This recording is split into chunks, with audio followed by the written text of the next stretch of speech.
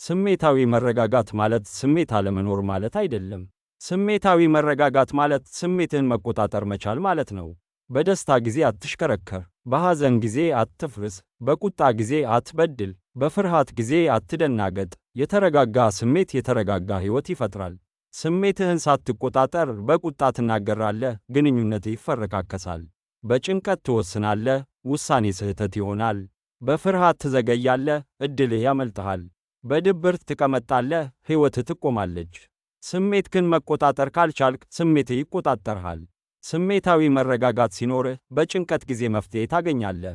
በችግር ጊዜ ትጸናለህ። በውሳኔ ጊዜ ትክክለኛውን ትመርጣለህ። በግንኙነት ጊዜ ትወደዳለህ። የተረጋጋ ስሜት ያለው ሰው ራሱን ያውቃል፣ ሌላውን ይረዳል፣ ሕይወትን ይደሰትበታል። ስሜትህን ለማረጋጋት መጀመሪያ ተንፍስ። ጥልቅ እስትንፋስ ቁጣን ያረጋጋል። ሁለተኛ ቁጠር። ከ1 እስከ 10 መቁጠር ፍርሃትን ይቀንሳል። ሦስተኛ አስብ። ከመናገርህ በፊት አስበው። ከመወሰንህ በፊት ተመልከት። አራተኛ እረፍት ውሰድ። አንዳንድ ጊዜ ጊዜን ማራቅ መረጋጋት ነው። አምስተኛ ተናገር። ስሜትህን ለሚያውቅ ሰው ንገረው። ስሜታዊ መረጋጋት ድክመት አይደለም፣ እሷ ኃይል ናት። አውሎ ነፋስ ቢነሳ የማይናወጥ ዛፍ፣ ችግር ቢመጣ የማይሰበር ሰው መሆን ነው።